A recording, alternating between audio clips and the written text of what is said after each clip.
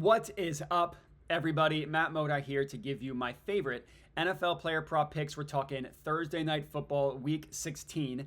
We got Broncos versus Chargers. I'm going to have three NFL player prop picks for you guys to lock in for this Thursday Night Football NFL betting slate. Two of which are, of course, are plus money bangers because that's how we do things.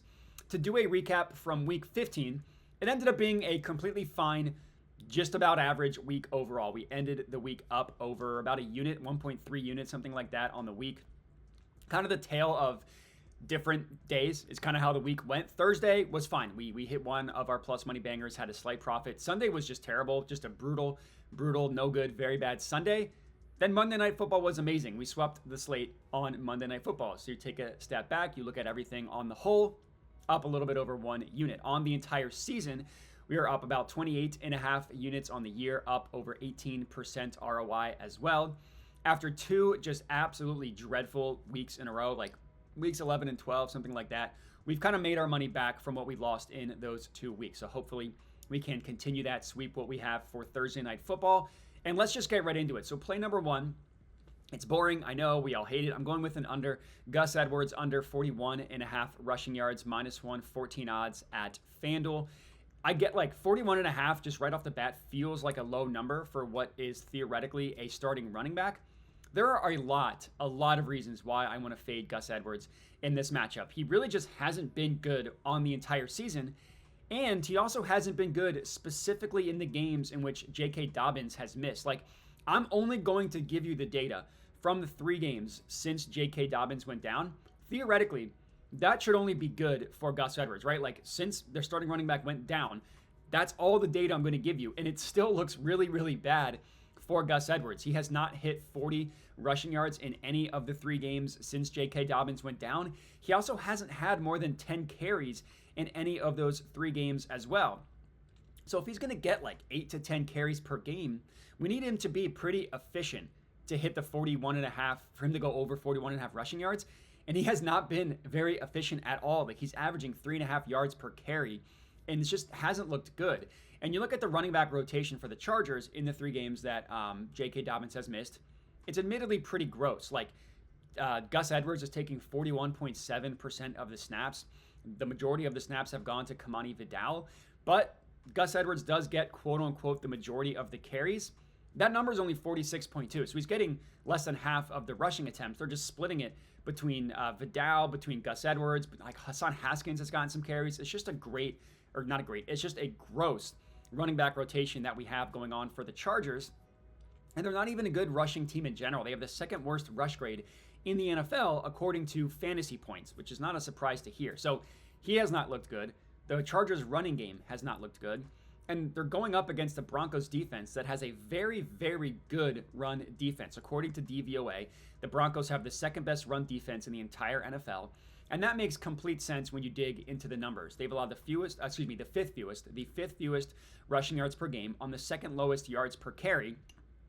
And to go even deeper than that, they have the second highest stuff rate in the NFL. So how often they stuff a run play, second highest rate in the NFL. And they allow the lowest adjusted yards before contact per carry. I talk about that stat all the time.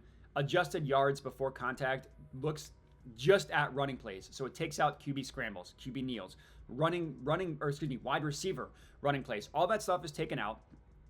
Just normal running back rush attempts. The Broncos have the fewest yards before contact per carry. Very good run defense. No chance Gus Edwards gets to 42 yards in this one. That's play number 1. Play number 2, we're backing an over this time on the Chargers, and we're going to Ladd McConkey, 70-plus receiving yards, +116 odds at FanDuel. You know, I will admit we did just get burned by Ladd McConkey in a plus matchup last week, but one bad week for wide receiver is not going to completely scare me off, and I feel good about going right back to him against a Denver passing defense that's been decent on the year, but has been pretty leaky recently. Now, I know that Pat Surtain is practicing in full. He's probably going to play in this game.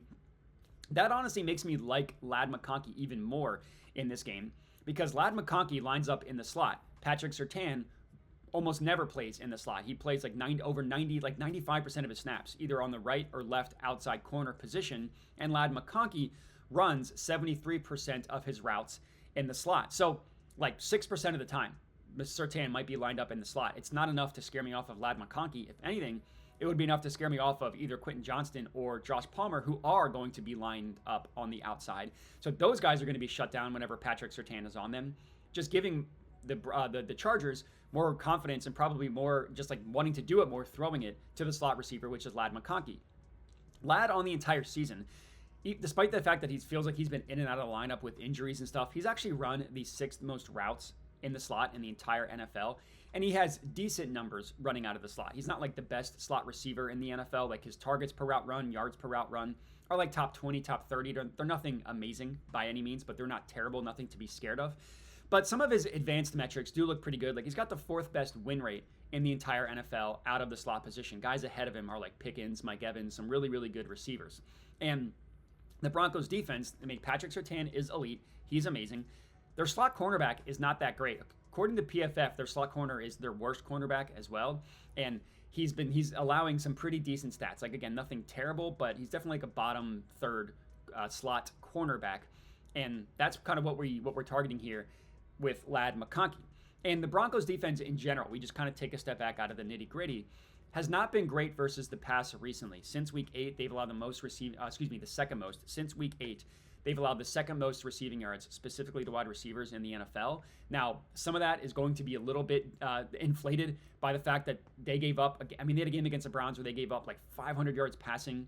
Jerry Jeudy had 235 himself, and another Browns wide receiver, Elijah Moore, had 111. So like over like 350 yards for 2 wide receivers, definitely going to juice those numbers. But they just haven't been a great passing defense recently. And as I mentioned, Ladd's having a good rookie season. Like, he lines up mostly in the slot. And he missed this last week. He did miss a game in that stretch. So basically, like, he cashed it in 3 straight. Then he didn't play in a game due to injuries. And then last week, he missed it. So 2 weeks, basically, since Ladd McConkey has gone over this number, it makes me feel good about buying him right back in. As I mentioned, I don't think the Chargers are going to be able to run the ball at all against the Broncos. So I think they're going to have to throw it. I think they're going to throw it to Ladd more often than not. So I like this one, 70+ receiving yards as our second play. Last up, third and final pick of the video. Another receiving prop. We're going Clayton Sutton, also 70+ receiving yards. Also plus 116 odds at FanDuel. Yeah, they're both plus 116 at FanDuel. This lines up perfectly as a fade of recent results type of play for Clayton Sutton. He was on an absolutely ridiculously consistent and very good run for like 6 straight games. Literally, he hit 70+ receiving yards in 6 straight games before finally missing it last week. He had been remarkably consistent, and the run he went on was just insane. Like, here are his receiving yard numbers in those 6 games: 100, 122, 70, 78, 97, 102. So only twice in that stretch of the 6 games did he even land like in the 70s, between 70 and 80, and 3 times he went over 100. So I'm just rocking with the 70+. I'm not laddering this one. I'm just rocking with 70+. But I absolutely love this one. And then last week, finally had a down game, only 32 receiving yards.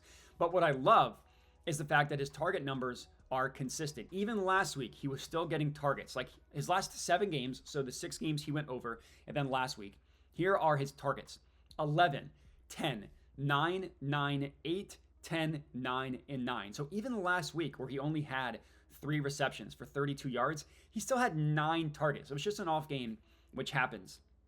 Also, in this 7-game stretch, he has not had a single game with fewer than 8 targets, which doing that for 7 games in a row is crazy. Like, that's like Jamar Chase type of numbers. Even Justin Jefferson, A.J. Brown have had down days in a 7-game stretch, but Clayton Sutton, from a target perspective, has not. So we can probably count on at least 8 targets in this game, if not more. So receptions are another good play for Clayton Sutton. I will admit, receptions could also be good. Over 5.5 you can get for plus money. I'm not going to talk anybody off of receptions. I went for yards because Nix has been throwing a little bit deeper recently than he was at the beginning of the year. And the Chargers' passing defense is not terrible, but they give up some deep plays. Like, they are middle of the pack in terms of like receiving yards allowed or passing yards allowed and stuff like that. But they allow the 5th highest ADOT in the NFL, and they're about middle of the pack in terms of yards per reception. So for me, because Sutton's been going a little bit deeper recently, or Nix to Sutton, I should say, I wanted to go with the yards. But again, receptions are good. And and just looking at the numbers for Clayton Sutton, like, let's just look at since week 8, which is when his hot streak started. He's averaging 85.9 receiving yards per game. That would be the 6th best in the NFL. 9.4 targets per game. That would be the 5th best in the NFL. His targets per route run is 0.31, so he's getting targeted on 31% of his routes run. That would be the 2nd most in the NFL, tied with Malik Neighbors. That's pretty good.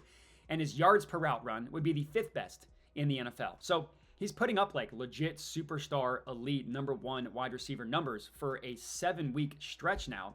And I feel good about backing him because this matchup isn't that scary.